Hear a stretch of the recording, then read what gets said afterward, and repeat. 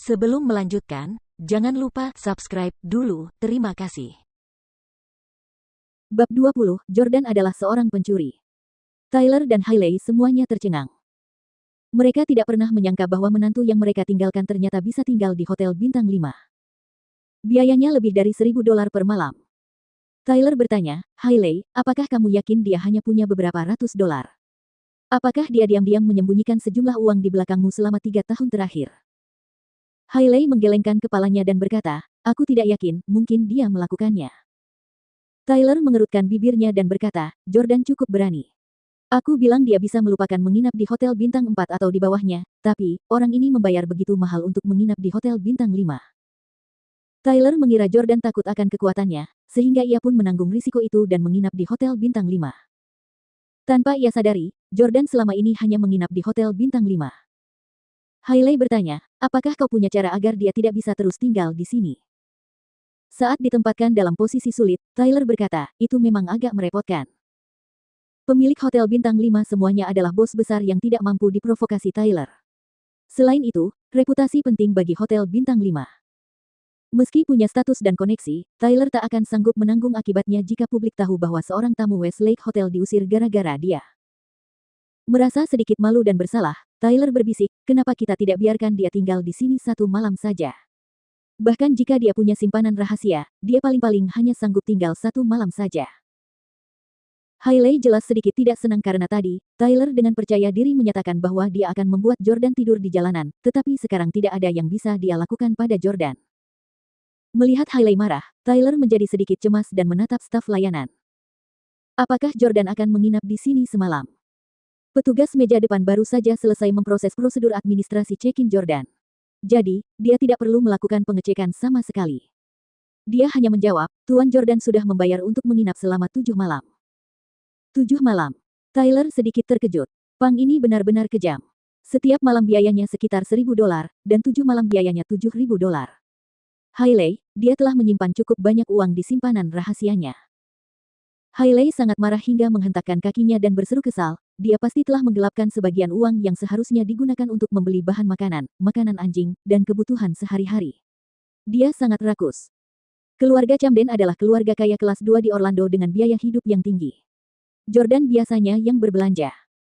Bukannya tidak mungkin baginya untuk mengambil beberapa ribu dolar dari uang yang seharusnya digunakan untuk pengeluaran sehari-hari.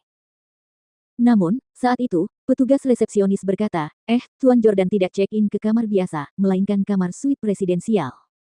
Apa? Tyler dan Hailey begitu ketakutan hingga mereka hampir melompat. Kamar presiden. Dia akan tinggal di sana selama seminggu. Suite presidensial di Hotel Westlake biayanya $10.000 per malam. Biaya untuk seminggu adalah $70.000. $70.000. Apakah Jordan baru saja membayar $70.000? Tyler bertanya kepada petugas itu, sambil menatapnya dengan ngeri. Petugas wanita cantik itu mengangguk dan berkata malu-malu, ya, dia bahkan memberiku tips $1.000. Mendengar kata-katanya dan melihat betapa cantiknya petugas meja depan, Hailey tiba-tiba merasa cemburu. Dia menegur dengan marah, siapa yang bilang kamu boleh mengambil tipnya? Itu uang keluargaku. Tyler tidak ingin Hailey membuat keributan di Hotel Bintang 5, jadi dia menariknya ke samping dan berkata, Hailey, jangan pedulikan tipnya untuk saat ini. Dari mana dia mendapatkan begitu banyak uang? Mustahil mendapatkan $70.000 dengan mengantongi sebagian uang yang seharusnya digunakan untuk kebutuhan sehari-hari dan belanja bahan makanan selama 3 tahun terakhir. Setelah memikirkannya, Hailey merasa bahwa apa yang dikatakannya masuk akal. Meskipun keluarga Camden telah memberinya uang saku bulanan, uang itu tidak akan bertambah sebanyak itu setelah 3 tahun. Hailey tiba-tiba teringat sesuatu saat ia merenung. Dengan nada khawatir, ia bertanya, dulu ia sering pergi ke rumah nenekku dan mengurus anjingnya. Nenekku punya banyak barang antik di rumah. Mungkinkah ia mencuri 1 atau 2 dan menjualnya? Tyler tahu betapa berkuasanya Nyonya Tua Camden dan menyadari bahwa dia akan menerima banyak hadiah mahal di hari ulang tahunnya setiap tahun.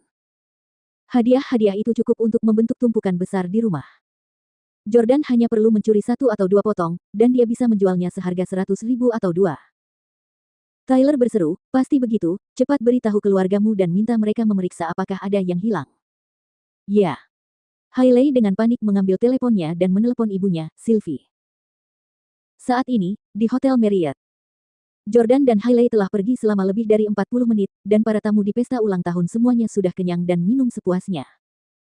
Biasanya, para bos yang sibuk akan kembali ke perusahaan mereka untuk menghasilkan uang. Namun hari ini, tak seorang pun dari mereka yang ingin pergi. Mereka semua menunggu satu orang, dan dialah orang misterius yang telah mengirim gelang giok senilai $1 juta, yang juga dikenal sebagai pelamar Ele. Dengan firasat buruk, Victoria bertanya, sudah lama sekali, tetapi orang yang memberikan hadiah itu belum juga datang. Tidak peduli seberapa padatnya lalu lintas di East Central Boulevard, dia seharusnya sudah tiba sekarang. Mungkinkah gelang itu benar-benar dari Yordania? Ketika memikirkan hal ini, Victoria berkeringat dingin. Tentunya aku tidak sengaja menyinggung orang penting, kan? Pada saat ini, telepon Sylvie tiba-tiba berdering. Hailey, apa kabar? Kamu sudah selesai menceraikan pecundang itu, ya? Tanya Sylvie sambil tersenyum. Hailey berkata, Bu, cepatlah pergi ke rumah nenek dan lihat lukisan kaligrafi antik milik nenek yang mana yang hilang. Bajingan dari keluarga Stelle itu telah mencuri sesuatu dari keluarga kita dan menjualnya. Sylvie tercengang. Apa? Jordan, si brengsek itu mencuri lukisan kaligrafi antik milik nenekmu. Mendengar perkataan Sylvie, Victoria merasa jauh lebih rileks. Dengan sebatang rokok tipis di antara bibir merahnya yang menggoda, Victoria berkata, kupikir itu orang penting, tapi ternyata itu hanya pencuri.